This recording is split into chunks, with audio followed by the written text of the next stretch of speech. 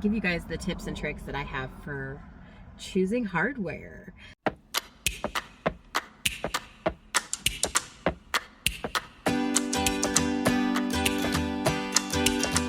Hey everyone, it's Grace with Uniquely Grace Designs and the Furniture Refinishing Academy. I am sitting at work, locked out, figuring out what to do with my time, and I thought I would get on here and give you guys the tips and tricks that I have for choosing hardware.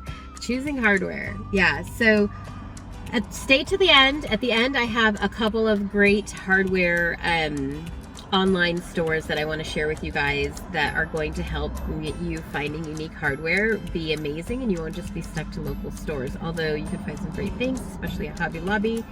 So hang on, stay tuned, and we'll get to that in a minute. But first, I want to discuss a few things. I want you to think about hardware a little differently than I think most people think about hardware when they redesign their furniture. Most of the time, hardware is an afterthought. Most of the time, it's, oh, look at this beautiful piece I painted. What hardware do you guys suggest? Or whatever. I think that we need to rethink how we're thinking about hardware, okay? Number one, let's think about real estate. Okay, on your piece of furniture, if you were to replace hardware and you were to paint everything or even get a good stain and sealer, okay, what is the most expensive per square inch of coverage? What is the most expensive thing that you could do for your furniture?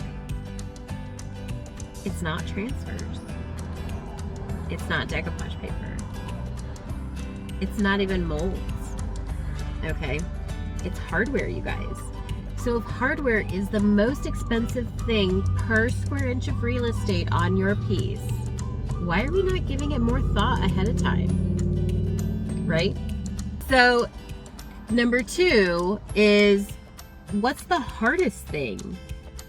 What's the hardest thing for you to find to match your design?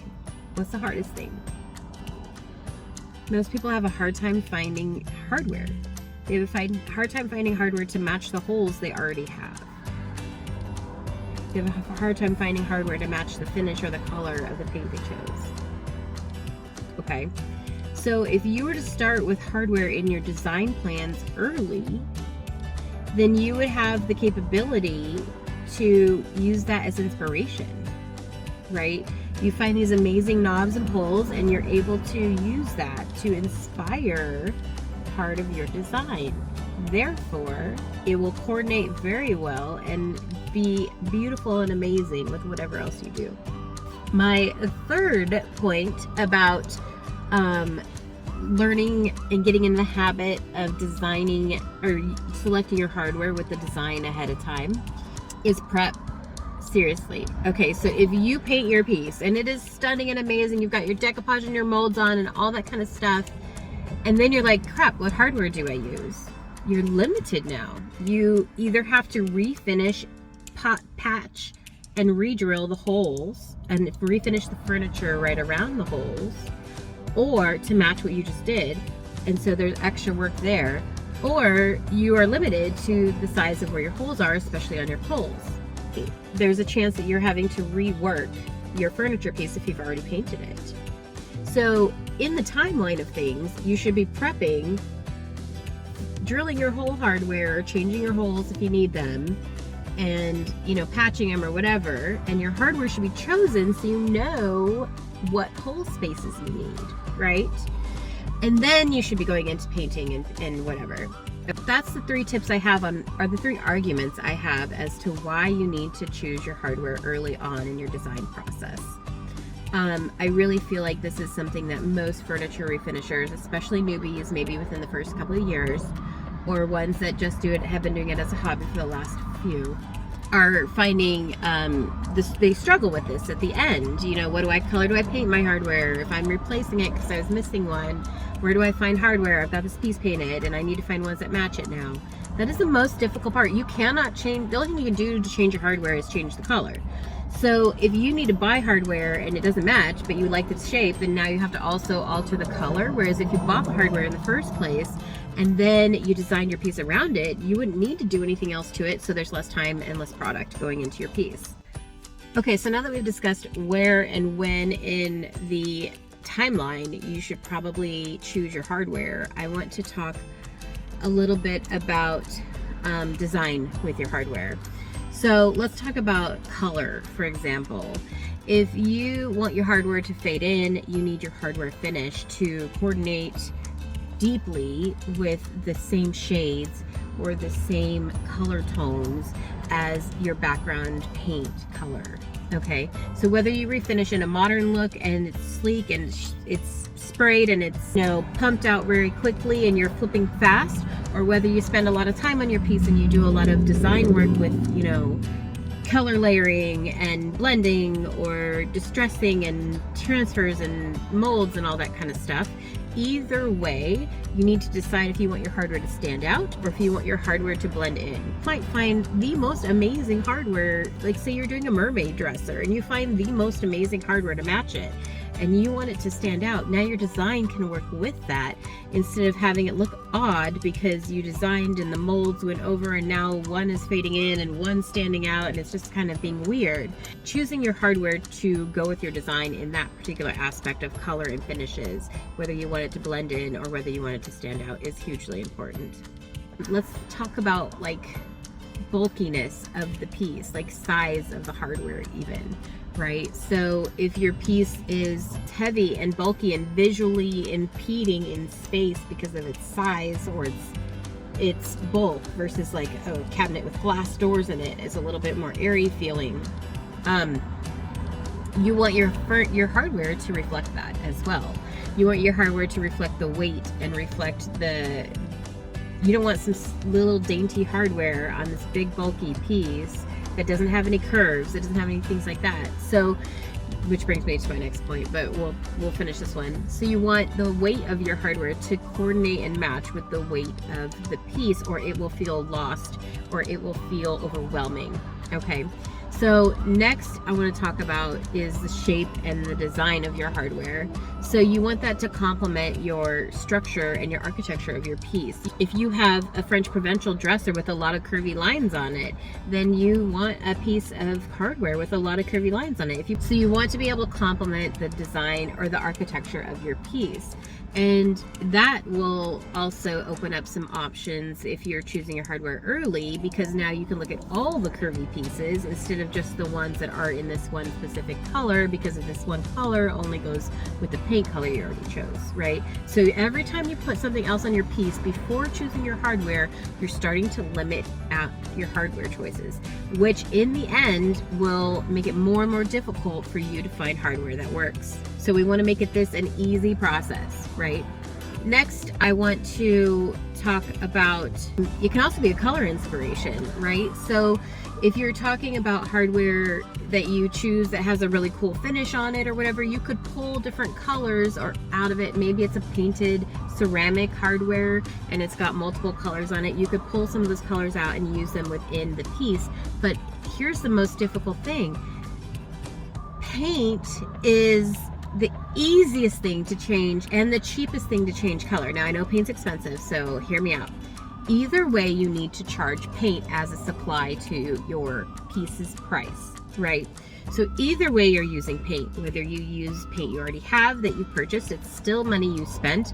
So you're going to take that amount and you're going to apply it to the cost of your piece before you figure out your price. Or you have to go out and buy a new color of paint, and then that price also will be attributed to the end price and the cost of building the piece. So either way, it doesn't matter, you're still spending that money and that money still needs to be reimbursed. So whether you choose, you know, any color of the rainbow, you know, red, orange, green, blue, violet, you know, yellow, whatever, neutrals, it doesn't matter, because your choice of color does not change the price of your paint. Okay, so it is the cheapest thing that you can choose to go on your piece. Changing your color does not cost you anything. So if you picked a knobs that you were inspired by, that were ceramic and had these bold, bright colors on it, and now you could take that knob and go match your paint up, and so they match and they coordinate, okay? That's going to be much easier than choosing your paint and then trying to find a knob to fit a rare and unique knob to match it for the most part, hardware is not something you can just go and get picked or mix your own color for or anything like that, right? Unless you're just refinishing it with Rub and Buff. Okay. So if you want your hardware to stand out and you want that to be the gem of the piece, then you definitely have to pick that early, and then you have to pick your paint to go with it.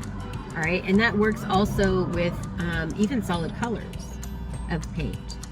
Okay. Because gold, different shades of gold don't always go with every color of blue. Right. So the hardware is the hardest thing to find. So find that first and then match everything else up to that. It's the most expensive per square inch and it's the hardest piece to find. So match that up. Okay.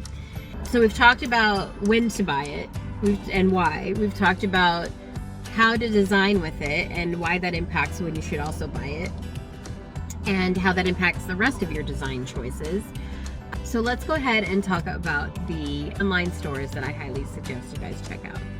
Your biggest, most variety store that you're going to find is dlawlesshardware.com. That's DLAWLESS hardware.com. Okay.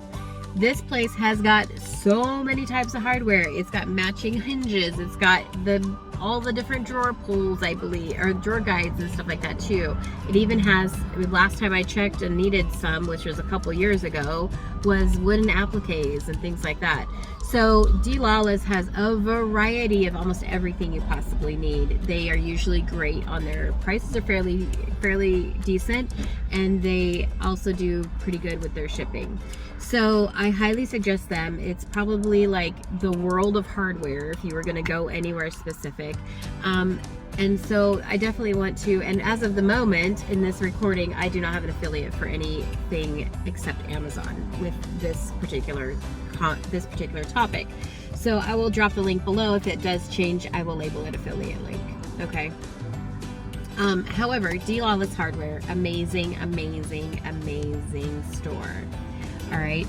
Next, I want to talk about Undead Hardware. So yes, it sounds a little creepy. Undead Hardware. They are a small business and they do some really cool pieces. A lot of like vintage pieces remade, and they're refinished in more of a modern look sometimes. They're a small business and they're really fantastic. They've got some really great designs. So Undead Hardware and DLawless.hardware.com. There's a quick tip here. I always save my hardware from pieces that I'm taking it off of, and I see if I can deconstruct the hardware too. Sometimes you can take the ugly 80s faceplate off and you can just use the pulls and the actual handle separate from the 80s faceplate. Sometimes you can pull those off. And then it looks totally different than if you kept that faceplate that dates it, right? So having old hardware on hand is always helpful. I highly suggest only keeping the good quality stuff, because otherwise it'll get overwhelming. You'll start collecting all kinds of things. And that's pretty much it. So I just wanted to give you guys some ideas on when and where and how to design with hardware. And my method is to design early, choose my hardware early on in my design process before I even put paint to the piece, because hardware may change the color that you choose to paint it, or it may choose help you decide what transfer to use or what decoupage paper or what molds to use. So choosing your hardware and being inspired by your hardware, because it is the most expensive thing per square inch, is a very easy way to go. It creates less stress in the end for you, less time consuming to search for the proper ones with the right width and the handles that work in the right finish and all that kind of stuff, and possibly even less time refinishing. So if you're buying new, or even choosing to refinish, choosing that what you're going to do to this hardware early on is going to help you with your overall design. So that's all I have to say about that. Thank you guys so much for joining me for this podcast. I hope you are enjoying it. Please go back and listen to old episodes. I'm going to try to do a lot more of these as I'm driving. I'm currently parked in the parking lot waiting for the keys to the shop to get here. But I will definitely get more of these pushed out as much as I can whenever I have 20 to 30 minutes to give you guys my 2 cents. I hope you guys have a wonderful day. Again, it's Grace with Uniquely Grace Designs and the Furniture Refinishing Academy. Come join me on the Furniture Refinishing Academy community. community on Facebook. It's free. I have a VIP membership where our level up our businesses every month, and we learn more techniques, we learn more business strategies, and even the tech side a little bit. So we also learn how to optimize our sales listings. If you're interested in the VIP group, I have a link below as well. I will have a link to the free group, and come join me here on the podcast. And this is also going to be posted on YouTube for the video. I hope to see you soon. We'll talk to you guys later. Ciao. Mwah. Remember, you got this and I've got you. We got it together. Talk to you later. Ciao.